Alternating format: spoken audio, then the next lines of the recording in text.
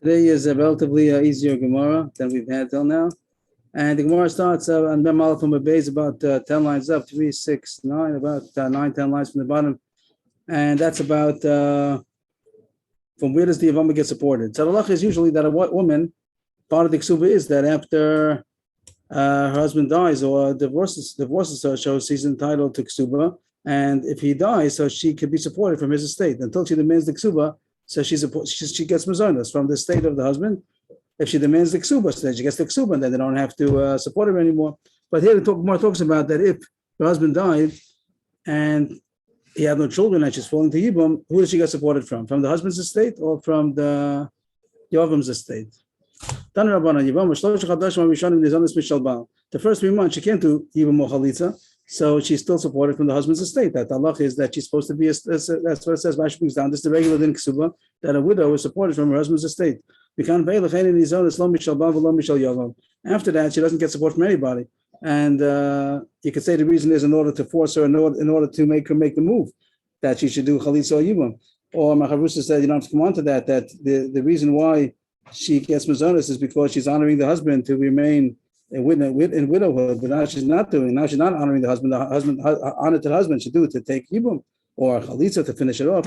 But she doesn't get mazonos from anybody, and then that's going to force her. Lamaisa is going to force her to go to Bezdin and to say, I want either Yibum or Chalitza. So she doesn't get any support. If she did go to Bezdin and the Yavam was told either do Chalitza or Yibum and he didn't do it yet, either he ran away or whatever, he's not doing it, so then she does have a right to get mazonos from the Yavam. That's mamash knas. Really, the Yavam has no obligation to give her support. He's not married to her. But since this is a way to force him to do something, the fact that he has to, we start taking away from his estate in order to support the Yevama, he's going to do something. He'll give a Yibum or Chalitza. What if the Yavam is a minor and she has to wait till he grows up? The halach is that the Yavam Katan cannot do Yibum or Chalitza, so she has to wait till he grows up. It's Ba'olamo, as long as he was born already, even if it's going to be 10 years that she has to wait. But Lamai says she has to wait, and she can't do Yibum or Chalitza. She can't marry out. So who does she get mazonos from? The Yavam Lesla, she doesn't get from the Yavam because what does he want? He has from his estate, from the Katan's estate, because he has no responsibility. But mibal mai. But does she get supported from the husband's estate for all that time? L'chara she should. What's the mai mean? What? What is the mai saying? Does she get supported from the husband's? Does she? Mai. What's the din? Does she get supported from the husband's estate? L'chara you say for sure she does, because Rashi brought down that really the widow is supported from her husband's estate. Like if there would be children, let's say, that's Allah, she gets supported. And thus the question is here, she should have get even more chalitza, but here she can't. So the pasha should be that she does. Between these two, one says she does get supported from the husband's estate, one says she does not. The Gemara doesn't explain why not. The Gemara doesn't say a reason why not. Why shouldn't she? And I don't know the reason. I didn't have time to look around. Why shouldn't she not? Why should she not? For sure she should. She's supposed to. The husband died. That's of course the husband died. So that's what did the Yibam take her or not to take her? We said that he's a katan and he can't, so she has to wait until he grows up. So she's waiting 10 years till he grows up. Any way to survive? That's not the point as much as is there mechuyavut. Is there an obligation? So there should be an obligation because always Rashi brings down just to point out that Rashi is a Mishnah that's part of Hilchos Ksuba. Shekein Kosavla. It says in the Ksuba, it doesn't say in our Ksuba, but that's the Tanai Ksuba. She tells his wife when he marries her, you stay in my house and you get supported from my estate as long as you are in widowhood until you marry out. So that's what she's in. She's in a state of widowhood, and she can't do even chalitza because the Yavam was a katan. So what's the reason that you take it away from her? I'm not sure. The Hilchasa Lesla, we pass that she doesn't get supported. So where's she going to get support from tzedakah? Mishmaya kansua. Hashem orchestrated that she should. It's not anybody's fault. We don't have any complaint to her, not to the Yavam. No one's fault. But it seems that Hashem is orchestrating she shouldn't have parnasa. But I don't understand. The Gemara doesn't say the reason why. If there'd be a reason why, then you can say so Hashem orchestrated it. But the Gemara doesn't explain what's the reason. Why is the husband's estate not mechuyev to give him a zonah? So there was nobody in their husband's life except his wife. There were no children, and so. That's not the point. The point is that a husband's a woman, a widow, she has a right to be supported from the husband's estate. That's Tanai Ksuba. Not because nobody else is there, because she has a right to be. So if there are children also, she gets supported from. She has Ksuba. Ksuba means that she has a right to be supported. If there are Yorshims, they have to support the widow from the estate as long as she doesn't remarry. And here, That's what the case is. So just because there's a yavam, but she can't do yibum because she's waiting for him. She's a katan. So why? The Gemara doesn't explain that tzad. I don't see it, and I didn't look around. What's the reason? Why take away the mezainis from her? The husband is mechuyev. But the Gemara says no, she doesn't get. Then it's not a kasha on anybody, but heaven is orchestrating it. That's the end of that Gemara. Tanu Rabbanan. Back to the halacha we had. Once the thing of evil takes place, whether it can 10 years, whatever, then she loses. Then right away it's cut. What's cut? Once if they do yibum, so then she'll get from the new husband, and if he divorces her, so if he does chalitza, so then she'll go out, she get married. Right. But right now she's in limbo. Now she can't get married. Right. So because she's in limbo, they cut her off from. Right, but the question is why? That since she can't do yibum, so why shouldn't she be eligible to the mezainis from the estate of her husband? I don't know. But the one said that's the luck she doesn't get. Tanu Rabbanan. It doesn't usually happen to a katan. It's not a regular case. Usually, okay, I don't know usual, but if the yavam is katan, so then no yavamim that are ready to bar mitzvah, so then she wouldn't get mezainis, and she has to get support from somebody. Tanu Rabbanan. Back to the din about havchana. We said in this Mishnah you have to wait 3 months before the chalitza or yibum. You have to wait 3 months. Tanu Rabbanan. Yivam shechol tzol achim b'soch shlosha. They didn't do what they did what they're not supposed to do. They should have waited till after 3 months. We said both for Yibam and Chalitza, you have to wait 3 months. And they didn't. They did Chalitza within the 3 months. So could she get married just because they gave her Chalitza? So of course not. We have to wait till the 3 months from the death of the husband because we want to make sure that she's not pregnant. She's going to go out to get married, and then it's going to come out that she really was pregnant from the first husband. And so she'd be marrying, 1 second, that would be good. Then the chalitza would have been nothing. Again, what did I just say? That if she got chalitza within the 3 months, what did we say? Why is it no good? The Gemara on the top said that according to Pasnak Bishlokish, that chalitza, if she'd be pregnant and it was a nafil, so then it wouldn't be a good chalitza. So she has to wait until 3 months. That was the thing we said. Supposed to wait 3 months, and even if she got chalitza, it wasn't good.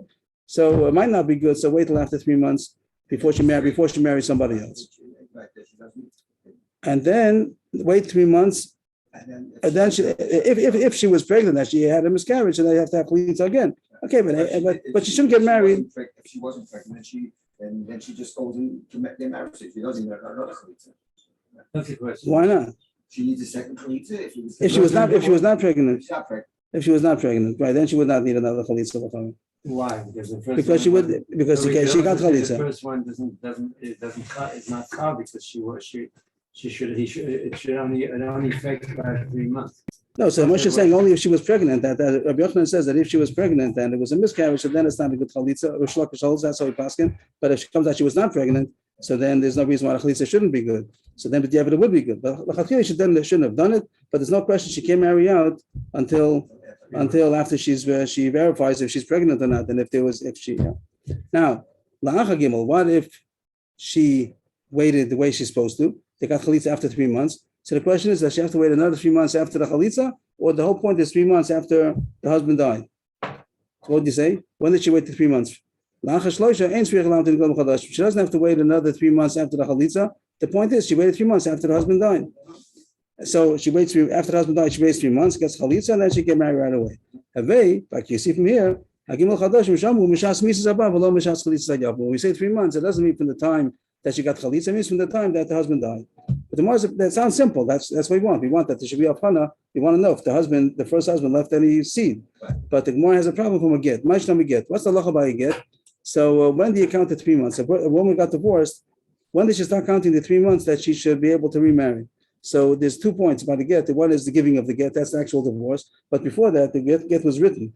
And nowadays they probably write it right away. They write it and they give it right away. But if there was an interim between the writing of the get and the giving of the get, then the husband and wife are not allowed to be together after he wrote the get, even if he didn't give it to her. For some reason, he had to write it, and then a couple of months later, he's going to give it to her. Once he wrote the get, he's not allowed to have relations. So, as far as the avchana to know if she's going to be pregnant from him, it's already over after the writing of the get. But over there, there's a machlokes if you count the 3 months from the writing or from the giving. The Rav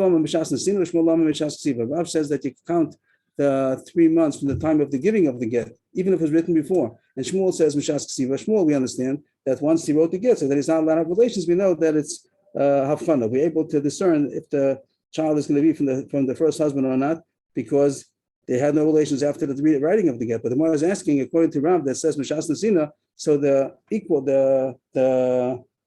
parallel to that by our case would be from the time of the Chalitza, even though it's true that there's no chash of the knowing it's from the first husband, from the time that the husband died, but you should the same way by a get, you have to wait till the giving of the get. By Chalitza, you should have to wait till the Chalitza. That's the Gemara's kasha. How come, according to Rav, that says by the get, you don't count the 3 months only from the get? By Chalitza also, you should start counting 3 months from the Chalitza. The Gemara answers, I'm Rav, a couple homer. It's the Kari Sitata, it's a lav lokolshkein. It can't be. Here he says it will be a joke to say you have to wait after the Chalitza, because after she waited 3 months after the husband's death, she could do Yibum. For sure she could do nothing else to wait for. She waited 3 months, she wants to do Yibum. So it wouldn't make sense to say that if you want to do Yibum, you can do it right away. If you get the Chalitza, you have to wait another 3 months. That would be a joke. It doesn't make sense. Of course, it's only going to be like a low plug over there to say by get. But here, it doesn't make sense to make such a low plug because you're going to say that she could do Yibum and she came to Chalitza. After Chalitza, she has to wait another 3 months to get married. So that can be. Not anymore continues the din of regular, nothing to do with yevamos now. We're going out of yevamos. We're talking about the din that a woman, when she remarries, she has to wait 3 months in order to discern which husband it's from. So to us it's pashut. Of course, you have to know who's the father. But the Gemara goes not so simple. What's the difference who the father is? The Gemara has such a kind of, that's how the Gemara starts over. What's the difference? If you want to know, it's interesting, but does it make any practical difference? And why should we care? Why should we make a halacha out of it that they're not allowed to get? She can't get married until she finds out, until we can discern who the child is. By Yevam, it's very serious to wait 3 months, because if it comes out that she's she can't do Yibum, because if she's going to do Yibum and it comes out that she was really pregnant, so then she's marrying her brother's wife, she's a husband's brother. Has a child, so it's chayiv kares. That's part pashut. Even for sure, she has to wait. Regular women that they're remarrying, why should they have to wait 3 months?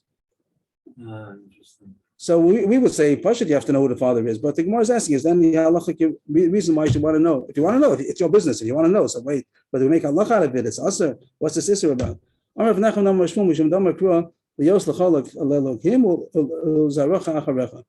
To be for you, God, Hashem says, to be for you, God, and to your seed after you. That's probably what Hashem told to Avram.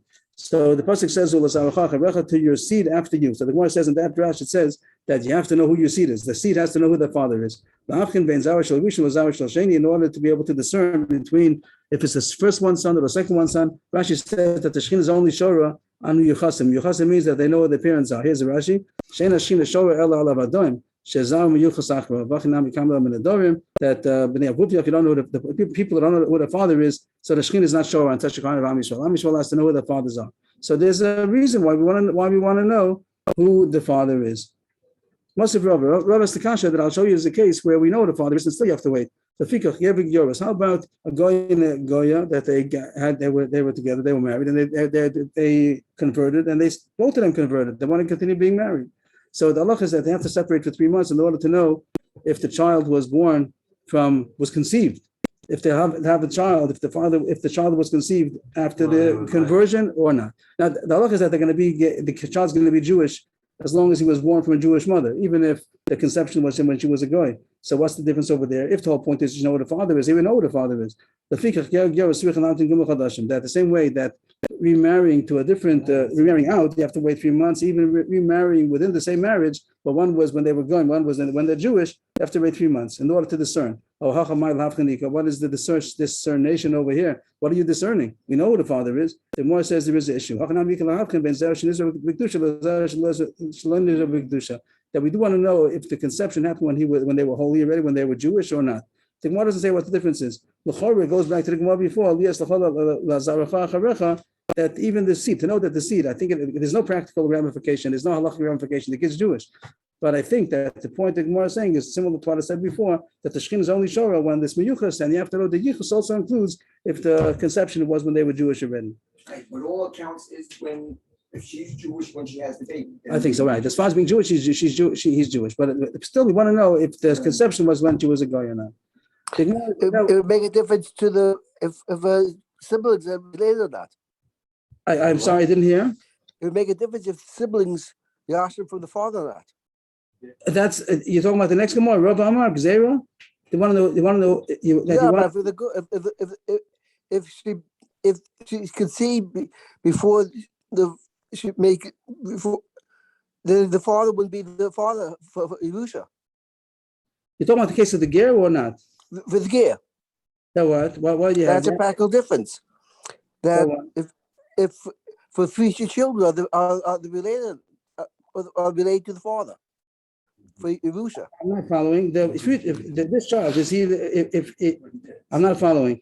If it was conceived before Kedushin, before she Yes. became Jewish, then he would not be without Yashin from his father. It's not. You're saying that's with other siblings.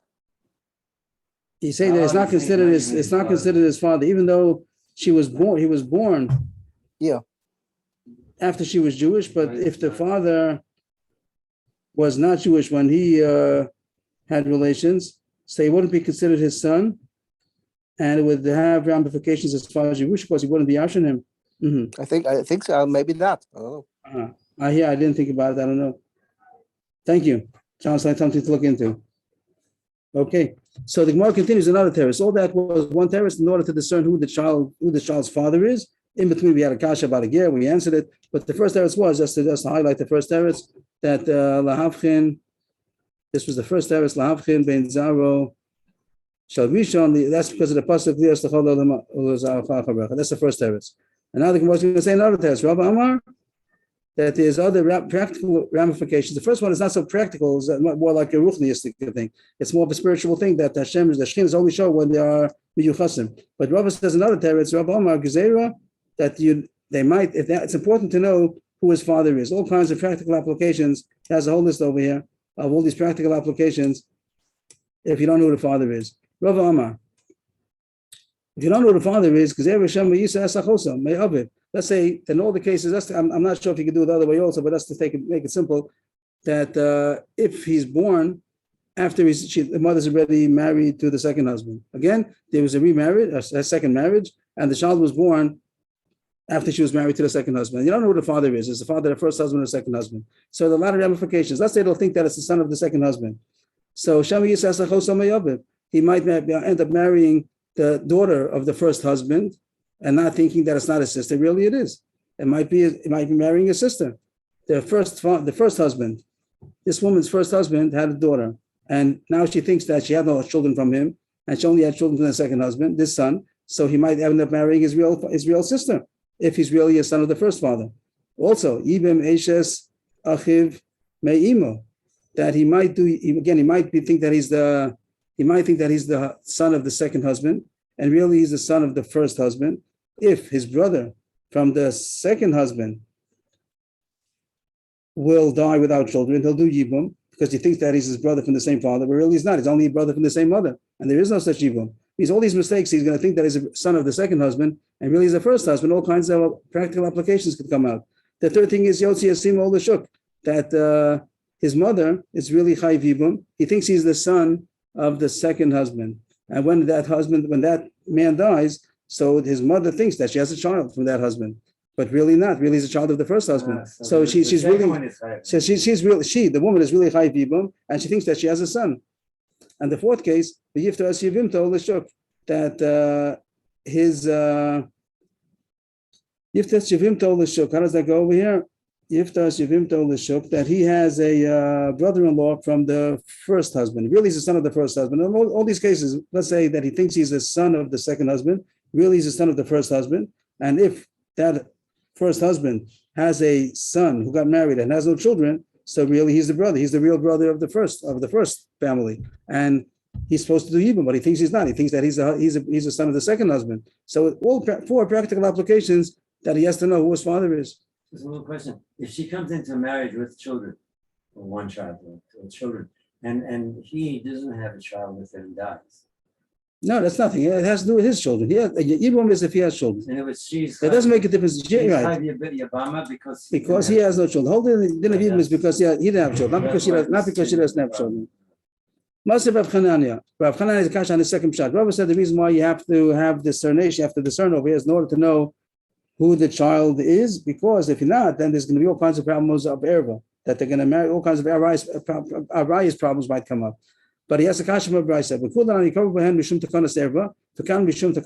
a brisa that says that all the cases where we say to do havchana, Does it say that? No, wrong thing, wrong shot. The Kula, and Rashi says, whenever it says that it's also to do Yibum, it's always because of Erba. Like we said, they read like Shniyos and Kedusha, Arayas. Whenever it says you're not allowed to do Yibum, it's always because that it's coming in clash with the Erba. But over here, the case of waiting 3 months because of Avchana, the reason is because of the child, the Kana Savlad. So the Gemara is asking, the Kana Savlad is the first shot, to know who the child's father is, that it's in order to help the kid, that he should know who his father is. But according to your shot, the Misa, if you're right, the reason why you have to know who the son is, because you want to make sure there's no error is going to happen, that the son shouldn't end up marrying a sister, or they shouldn't be happening Yevamos Lashuk, all these cases. So the Kulu Mishum Takana Serba, they were because of error, not because of Takana Savlad. It's not the first part that makes sense. Takana Savlad means he should know who he is. He should know who his father is. He should be meyuchas. But if the problem is that it shouldn't bump into erva, that's what it says in the Brisa, that it's not the reason. Kan mishum takana savlad. The Gemara answers, "Hi mishum takana savlad lo lifgo lu be'erva." All that are cases where you say a woman shouldn't do yibum is because she might be an erva. Here there's not problem not the woman. Here the problem is because of the son shouldn't come into erva. It's true. It also has to do with erva, but it has to do with the sons getting mixed, getting bumping into erva. That's the end of that Gemara. New Gemara. This Gemara now, Bishlam starts a new Gemara. What we say, you have to wait 3 months in order to discern if it's the first husband, second husband. And what do? You wait 3 months. And now, if you waited 3 months in between the two husbands, now we're going to know after she gives birth if it's from the first husband or the second husband. What's going to happen? If she gives birth within the first 6 months, then it's surely from the first husband. It's going to be from the second husband. She won't give birth to a full Vlad in 6 months. Must be that it was 6 and 3. And there was 9. It was a 9-month baby from the first husband. But and if she gives birth after the 6 months, then it can't be from the first husband because it would have been more than 9 months already. So that's why we wait 3 months, and that's the way when the baby's born, we'll know if it's before 6 months. After 6 months, we know who's the father. But the more has a question, you don't have to wait the full 3 months. The Gemara is going to try to knock it down that it's possible to wait less than 3 months and still be able to discern between the first father and the first husband and the second husband. We surely understand why not to wait 2 months. 2 months is not much the problem. If she'll give birth after 7 months, so we won't know is it 7 months from the second husband or 9 months from the first husband. It's two months difference. So surely if she waits 2 months and gets married, that's not much the problem. She'll give birth after 7 months, and we won't know is it the second husband 7 months or is the first husband a 9 month. That's the case where we're not going to know who's the father. The Gemara is suggesting that she should only wait 1 month. If she waits 1 month, it should be good enough. Why? If she gives birth after 7 months, so then it must be that it's from the second husband, because if it will be from the first husband, then the Gemara is thinking, it's a mistake, but the Gemara is thinking that there would be 8 months. Let's say if she was with the first husband, we're assuming for some reason that she would have become pregnant at the end of her being with him, and that would have been 8 months, and they don't give birth to 8 months. It's not an 8-month baby. The Ilatmani, if she gives birth after 8 months, then we know that it's from the first husband. So the answer really should be very simple, that it might be that it's a 9-month baby and she became pregnant earlier. Rashi doesn't say that. Rashi says the Gemara could have said that. The Gemara says a little different. Even if she gives birth after 8 months, it's still not going to be clear that it's from the first husband. It could be 8 and 1. It could have been, but it also could have been that it's from the second husband. And after she married the second husband, she didn't become pregnant for another month, and that's why it took 8 months. Not that she became pregnant right away as soon as she married. So that wouldn't be a good way to discern. And Rashi says the Gemara could have said what we said also. The wait 1 month surely wouldn't be good enough. The Gemara is the question. Another possibility: wait 2.5 months. Why do you have to wait a full 3 months? Wait 2.5 months. Later, wait 2.5 months. And what's going to happen? If she'll give birth after 7 months, then it's from the second husband. It wouldn't be from the first husband because that would have been 9.5 months, right? It would have to, if they wait 2.5 months and she gives birth after 7 months, then it's surely going to be from the second husband. It couldn't be from the first one. It would have been more than 9 months. If she gives birth after 7 months, so then it's going to be to the second husband. If she gives birth after 6.5 months, then it's surely going to be from the first husband. 6.5 and 2.5, that would have been the 9. It couldn't have been for the second husband because a woman doesn't give birth in 6.5 months. It has to be, the more thinks it has to be at least the full 7 months. The more thinks that if she gave birth to this from the second husband, then it wouldn't be considered, it wouldn't be a Vlad Shel Kayama, only if it would have been full 7 months. But that the Gemara answers is also not true. Again, if he Lashita Palgayol, the high Batisha Lakamahu, the Bar Basrahu, Bashita Palgalochai. The Gemara thinks that if he'd be born after 6.5 months, it's surely going to be a 9-month baby from the first one, 6.5 plus 2.5. Because if it would have been the baby, the son of the second marriage, so then she wouldn't have given birth after 6.5 months, because the two choices are 7 months or 9 months. But the Gemara says no, that it is possible to give birth within the 7th month. A woman who has a 7-month baby, it could be not only a full 7 month as full term, it also could be that just like by the Gemara talks about like within the 9th month, a woman can give birth not only after a full 9 months, it could be within the 9th month. So also by a 7-month baby that they used to have, it could be also that they gave birth within the 7th month. That's the Gemara's answer. It's possible that even if he's born after 6.5 months, that is really the son of the second husband. You let us the Tisha and you let us the Mukutan, you let us the Zayin, you let us the Mukutan. This is machlokes if a 9-month baby, what we have, if it's possible to give birth within the 9th month, which nowadays it surely happens. But Gemara says there's a machlokes about that, but everybody holds that a 7-month baby that they used to have could give birth within the 7th month. What that talks about when Chana gave birth to Shmuel, it says that Kufos Hayamim, and the Pashut Pshat just means after spans of time. But the Gemara says that a Kufa means 3 months, just like the seasons. There's seasons, 4 seasons, each one is 3 months. So Kufos means 2 seasons, that's 6 months, and then Yamim is another 2 days. So 6 months and 2 days is possible to give birth. And according to that, it says that Shmuel was born to Chana after 6 months and 2 days. So it's possible to that wouldn't be a good way of discerning, because if they would wait 2.5 months, he still wouldn't know if it's from the first husband or the second husband. Tomorrow is one more kasha. Wait a small time, no matter, wait a little time, mashu, or a couple of days, or a week, whatever it is. But you don't have to have such a big time. Till now, we're saying wait, and then by the way that by the time the child is born, you'll be able to count back and see how many months of this pregnancy was, and be able to discern if it was from the first husband or the second husband. But the Gemara has another rate, so wait a little bit, and then on the 3-month mark of the death of the first husband, so then check if she's pregnant or not. And if it would be for the second husband, she wouldn't be pregnant.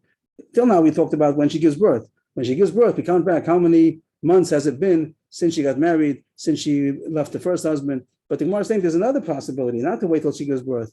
At the time of 3 months from the death of the first husband or the divorce, whatever it is, so look if she's pregnant. At the end of 3 months of the first husband, see if she's pregnant. And if she is, it's from the first husband. And if she's not, so then she's not pregnant from the first husband. Why is that not a simple answer? Livdika, the Pashas would mean, Rashi says there's a way, Rashi, I don't know where Rashi got it from, the simple words in the Gemara would say that you could look at her and see if she's pregnant after 3 months. That's called a Kara Sauber. After 3 months, it's noticeable on a woman if she's pregnant or not. Rashi says that there's some kind of a simon in the breast. Rashi on the second white line says there's some way to it's noticeable on the breast if she's pregnant or not. I'm not sure how Rashi knows that, but the Gemara's kasha is how come you have to wait so much time, 3 months, in order to be able to discern when he's born by counting back how many months she was pregnant.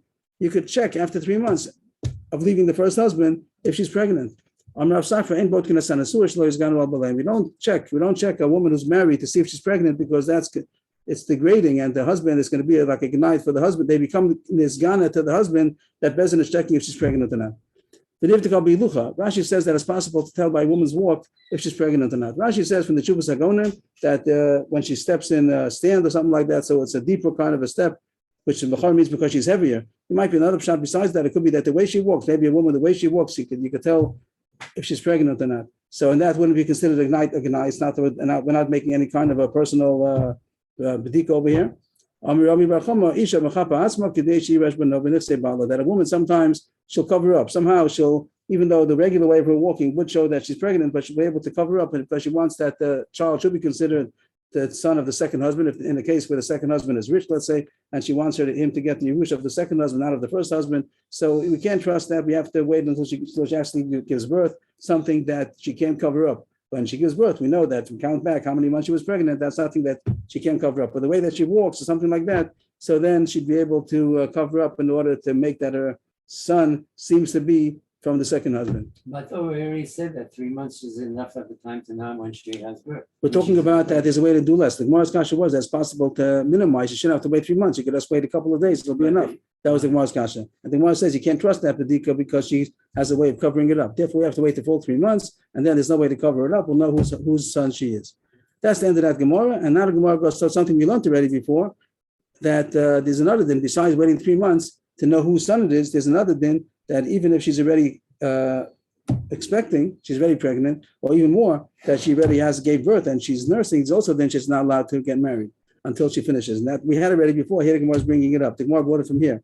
The Gemara's kasha is heicha the kimlan the muberasi tinase. If you know that she's pregnant, the whole problem he's saying now is because you don't know who the husband, you don't know who the father is. Okay, so that's the problem. If you don't know if she's pregnant or not, but if you know that she's pregnant, so you know for sure that she's pregnant from the first husband, why can't she marry now? What's the problem? Let her marry. We know when the kid's going to be born. It's the husband of the first kid, the kid of the first husband. And it doesn't say a mission. There's no mission, but there's a price. This we had a couple of days ago, that it's also to marry a woman who's pregnant from somebody else, or who's nursing a child from somebody else. And even with the Ebed, this was machlokus if he's allowed to take her back afterwards. That we passed like the Rameh that he could, like the Rabbanan, but Rameh says that he's never allowed to take her back again, a knas. And there it says, I think, may other Paskin like, but the Rabbanan over there argue, say he could take it back eventually after 24 months. But anyway, the kasha is why make this halacha? Why wait? Why not marry right away? When the kid's born, we know who the father is. What's the problem? So far, we just learned this issue about discerning who the father is. What's the problem over here? You know who the father is. So now the Gemara is groping. The Gemara doesn't know yet. The Gemara is groping all kinds of possibilities. That's all. It's not going to work. But the Gemara tries first. We don't want her to become pregnant again. If she's married, if she'll marry, she might become pregnant again, and then it's dangerous for a woman to have been pregnant and become pregnant again. It doesn't usually happen. When a woman is pregnant, it usually doesn't have it's not going to be a superimposed pregnancy on top of another pregnancy, but it does happen sometimes. There is such a thing. I think even nowadays they talk about that there's such a thing, that the doctor could help us. But the Gemara doesn't. That's a danger to the first son, to one of the blooders, to the first blood, that'll become deformed. To become deformed if she becomes pregnant on a pregnancy. So therefore, we tell her don't get married. That's by the Muberes case. The Gemara doesn't answer yet about Meinekes, but the Gemara continues that can be Yachi Didei Nami. So then he shouldn't be, even if nothing to do with somebody else. A man himself, if his wife is pregnant, he shouldn't be allowed to have relations with her during her pregnancy in order she shouldn't become pregnant again. So what's the answer? The Taka was a machlokes about this, that some say that it is dangerous, and therefore she should use contraceptives. She should do something in order to make sure that she doesn't become pregnant, like a moch, some kind of a cloth, in order to make sure she doesn't become pregnant again. And if so let's let her get married and do the same thing with the new husband. And if you're like the other shita that she's allowed to get married, she's allowed to have relations with her husband because it's a farch shash, and they should have Rahmanis min Hashemayim like Shama P'sayim Hashem. So here also, so what's the problem? There's no difference between a regular husband, or if she is remarrying. What's the problem? What's the problem? There's no more chash that she'll become more pregnant from the new husband than from the same husband. So the Gemara says, so what's the problem? So the Gemara try something else. Again, why should a man not marry a woman who's pregnant or nursing? Again, the Gemara is talking about the pregnancy, that during Tashmish, if she's pregnant, so if he's going to be too much pressure, during relations, they'll have too much pressure on the woman's body, and might kill the Uber. When a woman is pregnant, it's important that the husband shouldn't do it with too much power, because he might kill the baby. So that's why we don't want her to remarry. How about a person on his own blood? The Yachi Didei Nami, a person himself, when his wife is pregnant, he shouldn't be allowed to have relations because he might kill the blood. So what do you say? Didei Chai Yiselavei. That he'll do it gently. He's going to have Rachmanis. He's going to make sure it doesn't kill the blood. So he'll have relations in a gentle way. So then, even if it's not his baby, also Rashi says in the bottom that he's not going to kill. If it's possible that during his beard he's going to kill the baby, he'll also be careful. Even if it's not his baby, he doesn't kill. So now the Gemara comes to the real pshat. Why is it also to marry Muberes Chaveiro? Not because of the Muberes, not because of the pregnant woman per se. That's not the problem. The problem is because the pregnant woman is eventually going to give birth. We hope that everything will carry through, and then she'll give birth, and then she'll nurse. And the problem is to marry Menekes Chavera. That's the problem. What's the problem? Why can't he marry a woman who's nursing? What's the problem? That maybe she'll become pregnant. That if she's nursing and she comes pregnant, that'll stop the nursing. When a woman becomes pregnant, then she stops nursing. So the Gemara calls it ma'acha chelba, that her milk becomes not usable. She's not going to actually kill him. It means that she's not going to have any milk for him. So that's the problem, that we don't want the woman who's nursing to become pregnant. And again, the kasha is, so then a person shouldn't be able to have relations with his own wife when she's nursing, because she might become pregnant and not have milk for the baby. For the baby that's already living. The Gemara answers, so Rashi learns that his own baby will give materna, or whatever you have, a similar, whatever it is, that the husband, when his wife, if she's nursing and she becomes pregnant and she has no milk, so he'll find something, he'll make some kind of a formula to be able to give the baby. The Rambam is a little bit different, not that there's a materna in those days, but that he'll do something that the woman should be able to continue nursing even after she becomes pregnant. Pregnancy usually stops the milk, but there's a way, if you know the right doctor, the right, what do they call la leche, whatever they call it, they'll be able to, what is that?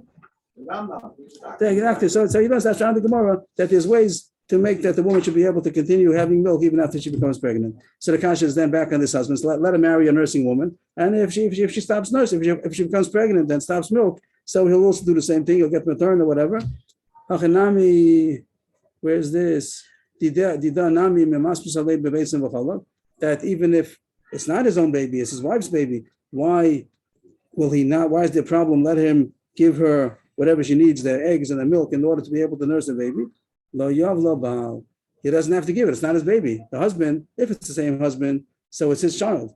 If a woman that he's married to is pregnant from him and is nursing a child and she becomes pregnant, so it's his child that is he's interested in. So he's going to give he'll give the child the food, whatever she needs, maternal, whatever.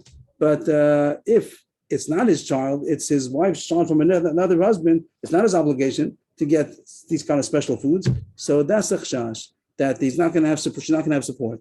I imagine the post can talk about nowadays that maternal is so easy to get, and then maybe they say that Allah is different nowadays. If the whole chashash, why not let her marry Nekas Chaber, is because that maybe she'll become pregnant and she won't be milk for the baby. So nowadays maybe it's different. I don't know what the contemporary post in Paskin. And even but still the point is that who's going to pay for this maternal? It's not such a big deal nowadays. But okay, that's more large. The 20 shekel, the 50 shekel amount is not. So it could be that the post can say something nowadays. But according to the Gemara, when a woman is even pregnant, not only nursing, if she's pregnant, so a choshesh mamish far ahead that this pregnancy will lead to a child, and the child will have to nurse for 2 years, and so she can't get married for at least like almost 3 years. When a woman, if her husband died and she got divorced, and she's pregnant, she's not allowed to get married until after the child is 2 years old, because maybe there's not going to be enough milk if she gets pregnant again.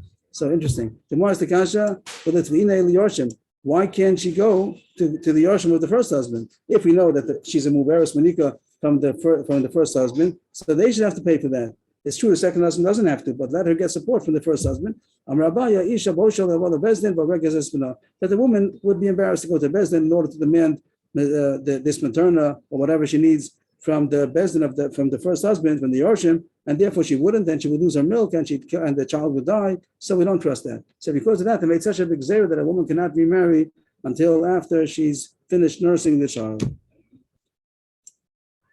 The Mishnah continued that this halacha to wait 3 months is regardless if we know if she's pregnant or not. Even if she's not pregnant, like the Mishnah spoke about, only an erisin. Erisin means that they didn't consummate the marriage.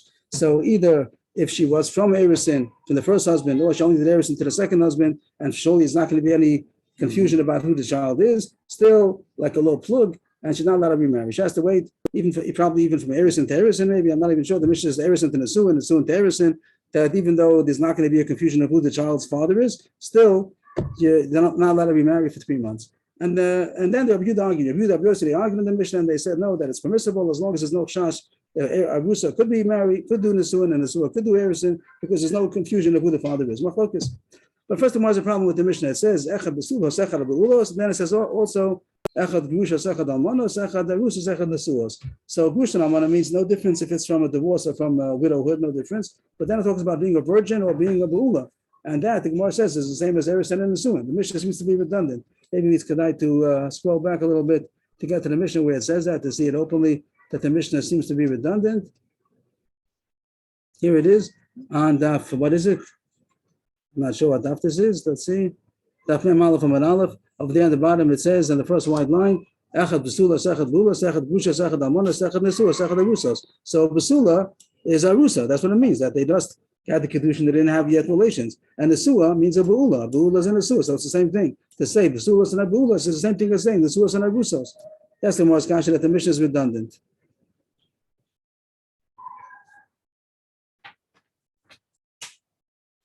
Hey near Basula, say near Arusa, say near Bula, say near Nesuas. Means Hainuvach, that Basulas and Arusa and Abulas and Nesuas, so it's redundant.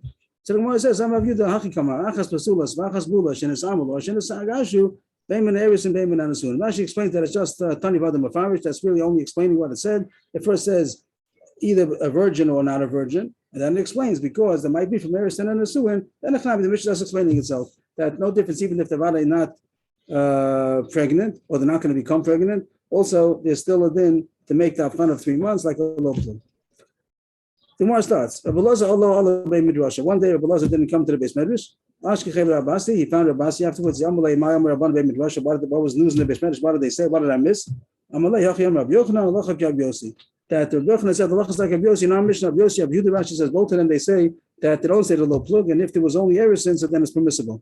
Tanakama says that even if there's no chash, that just maybe confusion of the fatherhood, because you know that she was only arusa, or she only going into erison. So then it's Aser according to Tanakama, and Rabbi Yossi and Rabbi Yehuda both said that it's mutter. So we pass like Rabbi Yossi and Rabbi Yehuda that it's mutter. But the more surprised, if that's so, why pass like Rabbi Yossi against the Rabbanan? The Rabbanan said there's a low plug. It must be it's not a Rabbanan, even though it's a Tanakama, it said without any names. But it maybe it must only be a Das Yachid. Else you wouldn't pass like Rabbi Yossi against the Chachamim. Yachid Rab Malachik Rabbim. But if it's only a Das Yachid, it's only a single opinion.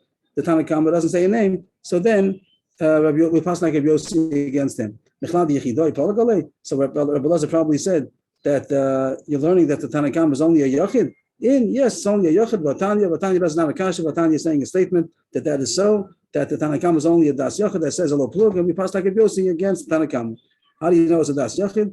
The Brisa says, "Rabbi Shoyse would do for leilach lebeis avia, or shoy lakas beis bala, or shoy bala chavish beis asurim, or shoy bala zaken, or chola, or shoy sahi chola, or shoy pila acham bisas bala, or shoy sakora, or zakena, or ktana, or islandess, or shoy nebuy leileit." All kinds of cases, a long list of ways that we know that she's not pregnant. There's no confusion of the blood. One case is that she was constantly by her father's house. What's the case? Why she was by her father's house? Doesn't say. Whatever the case is, she wasn't living by her husband. She was living by her father. Could be that they needed help. Whatever the case might have been, or if there was a fight between them, Kasma Beis Bala, we saw that they're not together because there's a fight going on. So again, they had no relations during that time. Or the husband was in prison. They surely had no relations during that time. Or her husband was old and he didn't impregnate her, or he was sick, they weren't able to have relations. If she was sick, or she had a miscarriage. If she had a miscarriage after her husband died, she surely didn't become pregnant again from him. So that's also a right that there's no confusion of the blood. All these cases are saying, even though there's no chash be'etzem of the confusion of who the father is, still low plug, you're not allowed to marry for 3 months.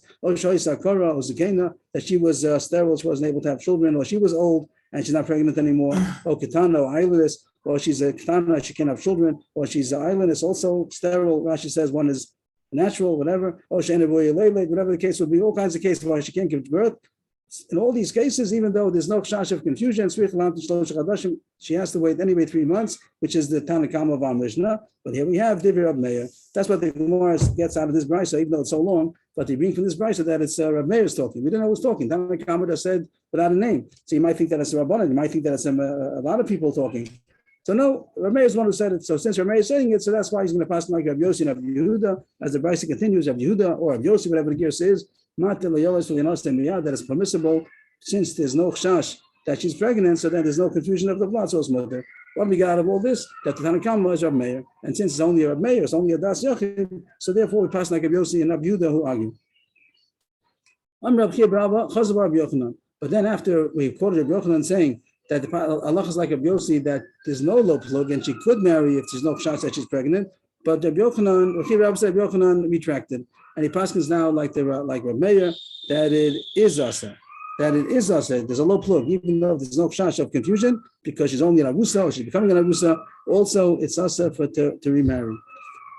And Rabbi Yochanan now the Chorus tells like Rabbi Meir.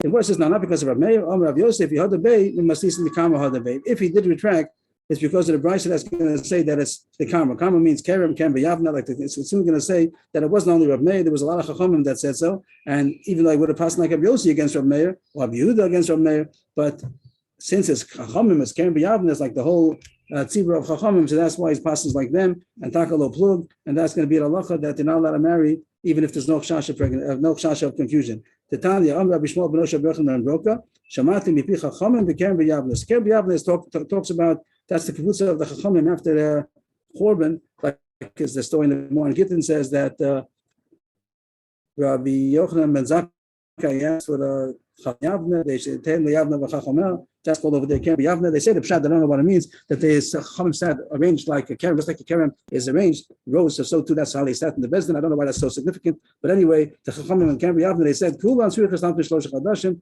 They all have to wait, even if it's a ketana, all these cases where there's no chash of erisin, there's no chash of becoming pregnant, or having been pregnant still a zasa. That's the reason why you have to wait. Amalei. What? Love, right. Even though it's machlokes in our Mishnah, and it says only Tanakam, we don't know who that is, and maybe it's only a mayor, and Gosi Abuda Amatir, but here's Brisa says that can be Avna, they said that's sasa, so he passed like that it's sasa and love. Amalei Rabbi Yirmiyah Rabbi Zvika. Ki'alas Kamed Rabbi Vo Remilei Mi Am Rabbi Yochanan Alocha Rabbi Yossi Ram Rabbi Yochanan Alocha Kistam Mishnah. That he asked, they told Rabbi Yirmiyah, told Rabbi Zvika, when you go to Rabbi Vo, ask him the following question: that Rabbi Yochanan, contradiction of Rabbi Yochanan. And first, Rabbi Yochanan is quoted as saying Alocha Rabbi Yossi, and now the Gemara is not going to ask because of there's the Rabbanan, but the Gemara is asking there's a Stam Mishnah. That our Mishnah, the Gemara looks at our Mishnah that since it doesn't say a name, so it should be considered a Stam Mishnah. The Mishnah in the beginning that says that it's asa, it's asa, even if there's no chash of pregnancy, it doesn't say a name. The Gemara considers that a Stam Mishnah, and Rabbi Yochanan says halacha kistam Mishnah. So he should have passed him like the Stam Mishnah besides the Kerem B'Yavne. Kerem B'Yavne was another kasha. That's not then maybe Taka was choser, and he said like the Chachamim. But even before that, just the Mishnah has the Stam Mishnah, then it has Rabbi Yossi. You should have passed like the Stam Mishnah. Our Mishnah without any name that the Gemara calls a Stam Mishnah, it says that it's a low plug, so you should have passed him like that. So he told him back, who's that? I guess Rabbi Vo, maybe. Rabbi Vo said, when he got the kasha finally came to him, he said, the one who asked you the kasha, he didn't pay attention to his flower.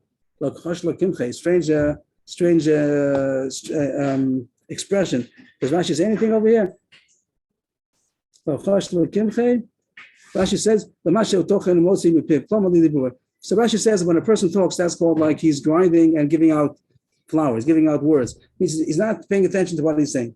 Some say maybe it has to do like when you have kemach, when you have flour, so you grind and you sift it to take out all the psolas. So a person that he's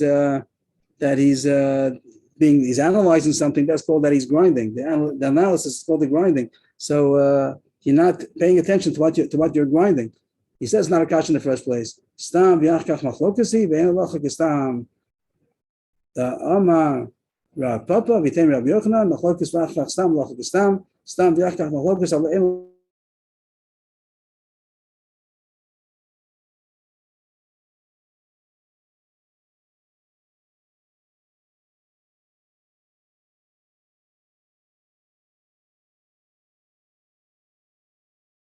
They say the other opinion, then they said the stam. So it says it depends which is first. Stam v'yachkach machlokis ein halacha kistam.